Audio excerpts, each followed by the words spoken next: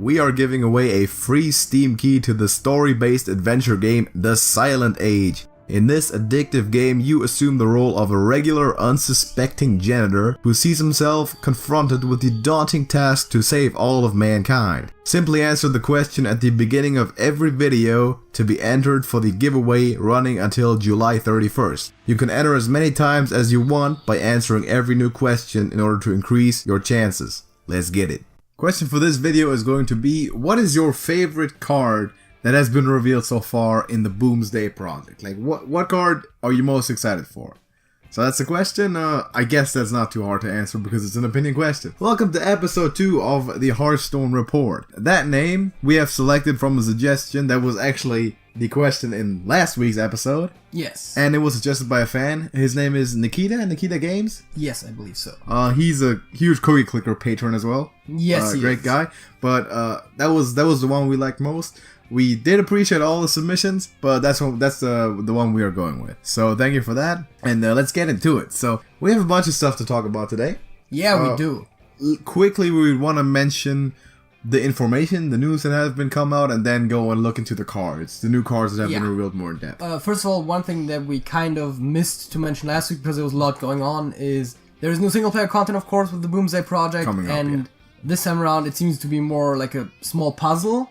But that's all we know about it. There's a few different types, like kill your opponent in one turn. Lethal puzzles. Like clear the board, that kind of stuff. Survive puzzles, clear the board puzzles. So I think this is going to be really good for improving as well in the game, like managing game situations. So I'm excited to see that. Another thing that is currently going on is the Midsummer Fire Festival. So yes, Ragnaros, the Fire Lord, has shown up and returned. And this is running up until July 30th right now. And basically what it does is that, well, there's a themed tavern brawl. Yeah. For it, and what it does is that all quests reward double gold, which is good. And the first Tavern Brawl for the event actually gives you an upgraded emote for your WoW thing if you kill, I believe you sacrifice 10 minions to the mini Ragnaros in there. Oh yeah. And then the last one is at 60. Go get your gold, like don't miss out on quests. And be sure to have them all done by July 30th. And July 31st is where we do our giveaway, by the way, so there's a bunch of stuff you can get. The Boomsday Project pre-release events are happening. Oh, that's gonna be a hell of a doozy of a one, yeah.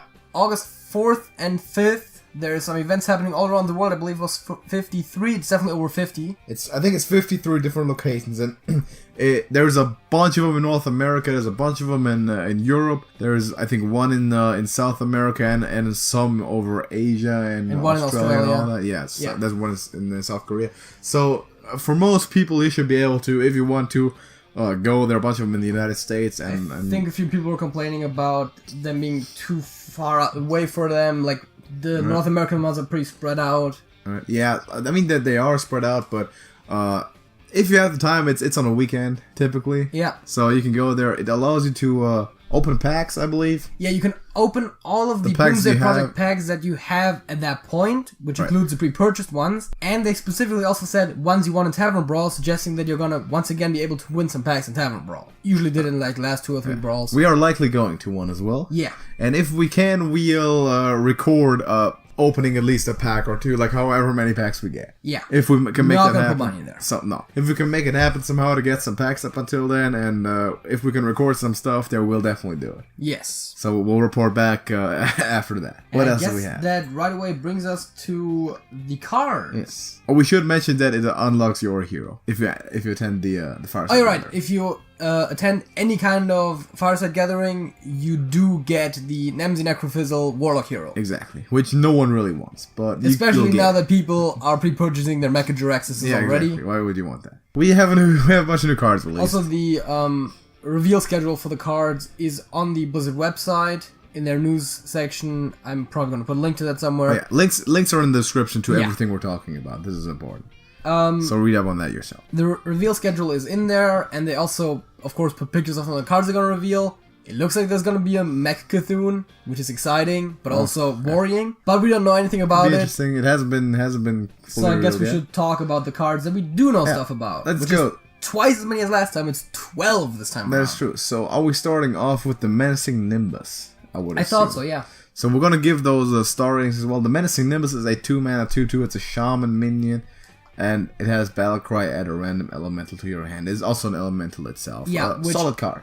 Is the second elemental that's been added for Shaman in this expansion out of the 2 cards we've seen. So solid card. It's pretty good. Yeah, it's a good card. It keeps the elemental chain going. Definitely, if you need. So play an elemental, play another one. So this is like best case scenario. This is a second Calamos. Yeah, the elemental pool is not that great overall, but of course, because it's a random elemental, you can get some that you wouldn't normally be able to get in your normal deck, like Arcane Artificers. A lot of times it's gonna be a Firefly, like Steam Surgers, maybe. I don't know. So it's not a bad card. I'm gonna go 4 stars right now. Could be 3. It's nothing spectacular. It's a good card. It really depends on how many more elementals we're getting. Yeah. Because elemental synergies seem to be something that they're maybe working towards in Shaman. I said that last time, and I'm sticking with it. It's okay. So next one is War Gear. 5 mana, 5/5 mech with magnetic. Yeah, they had that big ass reveal about magnetic where they showed a bunch of stuff. And a lot of things get magnetic now. So this one seems really good.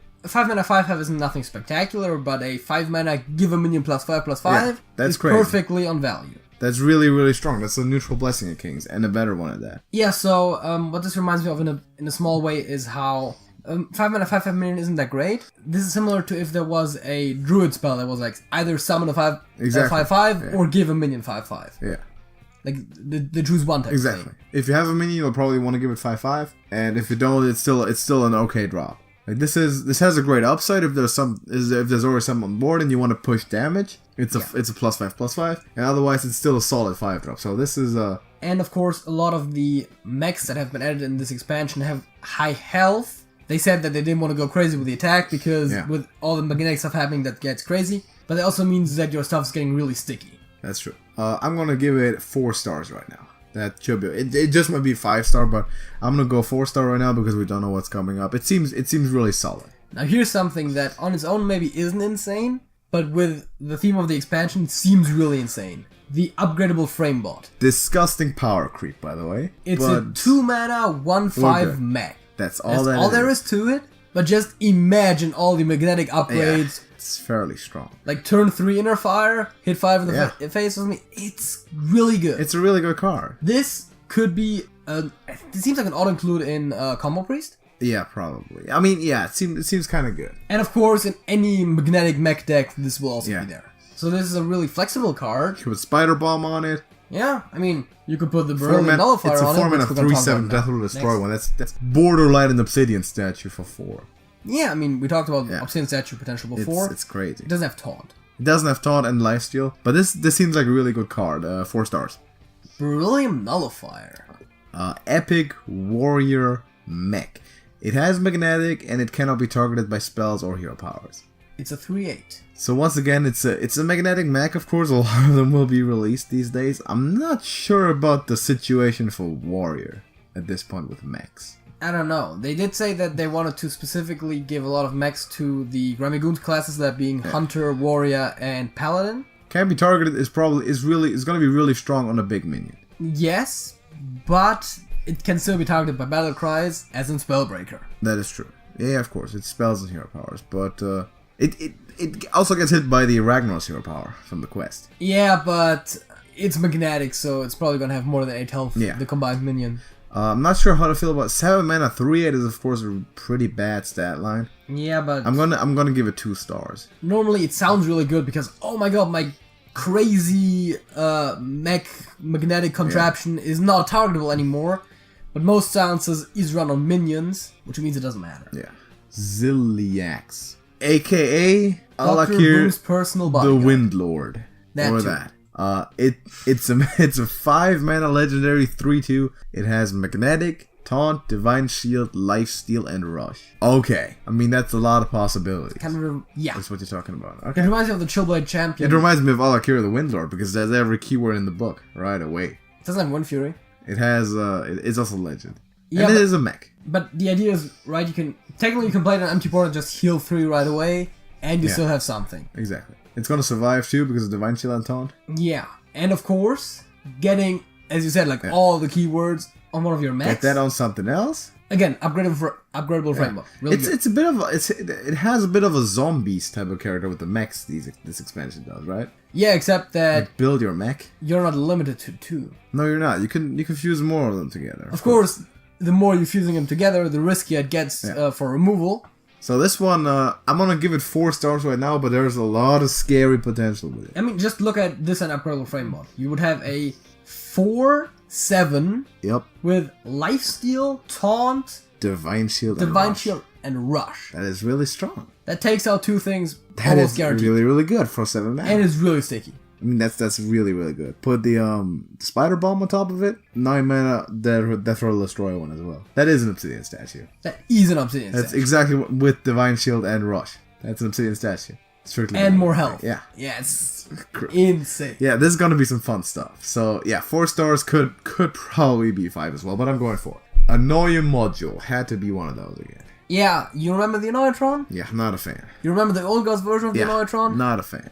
That's what this is. Magnetic, it has magnetic, and Divine Shield. Of course, it has magnetic because it is a mech. It's a Paladin exclusive. Fair enough, yeah. It's important. Yeah, that is important. I'm glad about that. I'm not looking forward to seeing this too much. It's annoying. Yeah, it's annoying. I'm not sure if it's gonna be ran that much because it doesn't seem to really fit into the state that Paladin is in right now. The thing is, no class except for Druid has had more than 2 cards revealed so far. Yeah. And there's been like 5 neutrals. Mm-hmm. We've got no clue what the decks will look like in the next meta. Exactly. We simply can't know yet. I'm really not too sure about this. So how good this card is wholly depends. I'm gonna go 3 stars, by the way. On what cards Paladin is getting. Yeah. Besides this. Exactly. This is gonna be a new deck format because this is not gonna be rented, dude. Obviously, because this is even, and the Paladin meta has just been completely aggro. I don't think this is gonna have a huge impact. At least not with the Boomsday Project. Of course, this is gonna stick around for over a year, so we don't know. I'm not a fan of it. I don't like these cards in general. I didn't like the Annoyatron. Yeah. But apparently it had to happen. So Super Collider is a epic warrior weapon. Oh boy. And after you attack a minion, force Sudden Betrayals. It to attack one of its neighbors. It's Sudden Betrayals. Yeah, it's Sudden Betrayals. I'm honestly not sure about this one at all. The problem is, you would want to hit that on a minion with a high attack, because then it kills its neighbor. Yeah. It also takes damage from its neighbor, so it could hit its neighbor. Yeah. But if that has another neighbor that you don't necessarily want to hit, you have to hit the big thing. Exactly. Hitting the big thing means you're taking a lot of damage. But I think Warrior can handle it, because they have a lot of armor. It seems like this seems to kind of be an answer to small poisonous minions. That as well. But I don't know if it's worth it for that. It's a 1/3. It is a 1/3, but it also kills up to 2 minions. Yeah, I'm not that convinced by this weapon. I think Warrior has a lot of better ones. I'm gonna go 2 stars on this. I actually could see this have potential. Okay. Especially with all of the big mech constructions going around. This could be good. We'll see how it's gonna work. But right now I'm not really seeing it. Okay. Flobidinous Floop. Yeah, he's an ooze. Yeah, 4 mana, Druid, Legendary, 3/4 with spell damage +5. Oops, I mean, while in your hand, this is a 3/4 copy of the last Malagos, minion you played. So Malagos Druid, eh? Yes, Malagos Druid, very much so. That's the first thing that I thought about when I saw this. Well, I mean... If 4 mana Malagos? Yeah, but you also have to play a Malagos, end your turn, because you don't have enough mana to play it, and then next turn play this. Yeah. By which point the original Malagos has been removed. That is true, but that doesn't matter, right? There is OTK Malagos Druids, or not OTK. Well, yeah, OTK with Trigger the World Tree. Like, you could just play Malagos, and then in one turn you can play this, swipe, and double Moonfire. Yeah, with the twig, that's definitely doable. Just by itself, and with the twig, it's easy lethal. Go get the Exilic Fungalord in there, and then you can't play the Ixalit first, because, well, then the Floop becomes that, and no longer the Malagos. Which is crazy in its own right, because you're getting 4 Malagoses out of that. But there's once you play 1, because you can summon 3 copies. There's gonna be a bunch of crazy stuff with this. This is gonna be really powerful, I feel like. This is gonna be really, really strong. This has a lot of options to it right now, and definitely Malagos is a great one for that. Yeah. I could see it if there was other cards that this would be played with. I couldn't tell you right now which ones necessarily. I mean, charge is kind of an obvious thing, but getting a 3/4 charge for 4 isn't that good. In Wild, Aviana is the obvious one. Yeah, Yes. Also feels very broken. But yeah, this is a 5-star card. It flat out is. It's really, really strong. I'm not looking forward to facing this at all. I mean, even Hedronox. Yeah, fair that's enough. actually what I was thinking. I get a second Hedronox to die. That's okay. I have Biology Project, second Master Roll card. I'll take a second Master Roll card for 4 mana. It's okay. I'll take a second Hedronox, you know.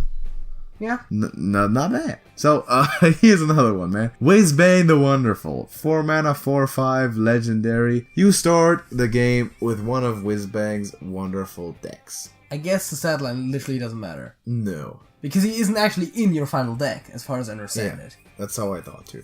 So the only he gives way... you full new deck. So there's one situation in which the stat line matters. If you get him from a random effect. Exactly. If you discover him or something. Yeah, exactly. That's about it. Right, because it's start of the game, it changes your full deck. So this is the idea for this is that like this is the only card you need to craft, and if you're fully new to the game, that's the first legendary you craft and you play with, and you just get all sorts of decks every single time, every game, and just to experience stuff and learn. That's a nice sentiment, but as a new player, you can't adjust to 18 decks at the same time. Yeah, exactly. You'll always get something weird. So obviously this card has no competitive merit. It's a 1-star card.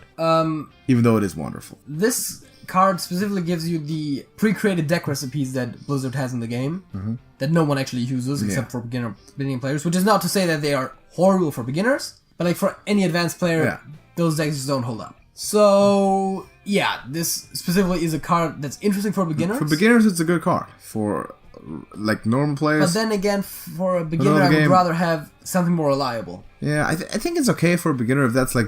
If you start with the Boomsday Project and that's the one card you pull, you start playing with it. But other than that, it's not gonna... Like, if I get it, I'll disenchant it. After trying it for a bit to see how fun it is, but I will... That's a safe disenchant. So, yeah, 1-star card, but I like the idea. Dendrologist is another druid card. Yeah, we got 2 mana, 2/3. Battle Cry, if you control a treant, discover a spell. And actually the last 3 cards are all treant related. Yes, they are. So Token Druid, possibly being buffed. You call it the Dude Druid, because apparently Druid dudes are trees. Yeah. Instead of recruits, Seems fair enough.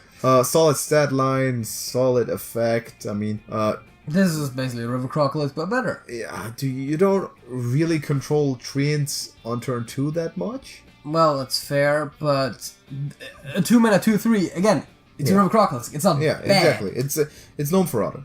So on turn 2, it's just a tempo play. Yeah. And later in the game, you're getting an extra spell. Now, what spell do you want to discover? I guess Ultimate Infestation, Spreading Plague. Ultimate Eye never bad. Even just another Solar Forest if we're going full. Fair enough. Full treants. Spreading Plague is good. I wonder. I mean, anything that gives you mana really, if you don't have full mana yet. Yeah, of course. Nourish is never bad. So there's good druid spells. I mean, sure, why not? The problem that I'm thinking of is like, how many bad druid spells are there? Because that's what's really important. You got like Bite and Gnash and all that stuff. That's not necessarily the best, but it's still some value. I mean, at worst it's River Crocolisk, and at best it's an Ultimate Infestation. Yeah, so, 4 stars. Solid card. Landscaping. This, of course, goes into getting early game treants out. It's a 3 mana spell. Summon 2 2/2 treants. Solid. I mean, okay. So, I mean, if you're gonna play the treant druid, yeah, it's in there. I mean, 3 stars right now. It's okay. Mulch Monster is a really bigger one, though. Yeah, it's a 10 mana, 8/8. It has Rush, and it costs 1 less for each friendly treant that died this game. Corridor Creeper with Rush and better stats. It could have, yeah, but treants though.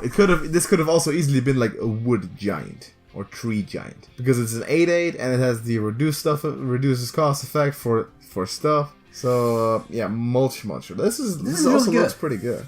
First of all, it's a mech, which this entire expansion is kind of building on. So unless they actually add dedicated mech removal, that's just a straight up plus. Like this and Zillax on top of it? Yeah. If it's free, it's a 5 mana 11/10 magnetic. Divine Shield, Taunt, Lifesteal Rush. Double Rush. Maybe a double rush should magneticize into a charge or Wind Fury. Oh god. But only for Rush. No. That's possibilities there. Let me know if you'd like to see that type of stuff. I mean, that makes it a bit more complicated. Exactly. But certainly interesting. First of all, I mean, if you have Solar Forest and then maybe landscaping in there, Yeah, that's all. There's a lot of treants dying. That's almost enough, exactly. Double Solar Forest, double landscaping. Yeah, right? That's a bunch of them. That absolutely is already, in certain situations, easily Force of Nature could be one of those cards that are kind of brought back from the dead just because of this, if a Treant Druid turns out to be a thing. With the current situation, with just having those 2 support cards, I don't think it's going to be a thing. But I could see a Token Druid just run the Mulch Monster anyways, because they have Soul the Forest, and they might just run Landscaping. Why not? As a matter of fact, they might just run the whole package. It might just be a really low-cost kill Lich King at worst. Yeah, and in some cases, right? And again, like, 1 Soul the Forest, if you're lucky, is already like 5 minions. Yeah, or even 7 with the Whispering Woods. Yeah, and like by the time the Mulch Monster comes out, he's gonna be like 3 to 5 cost just in normal Token Druid. So this is gonna be, I think this is gonna be a really good card. Seems like a safe include in Token Druid. Yeah, 4 stars for this one. And that's all the cards that were revealed so far this week that we wanted to talk about in this episode of the Hearthstone Report. And that's, I think, all that we wanted to mention. So yes, it is. Thank you for listening to the entire report. If you did, remember to answer the question to win a free game. The giveaway is happening July 31st. So gotta hurry up if you want to win that. Better answer the questions now. And leave a like on the video to support the channel and subscribe to not miss any more of our Hearthstone content. News is happening every week, and there's several gameplays throughout the week, so you'll never get low on Hearthstone content from this channel. Thank you for watching, and JJ. That's it? That's it.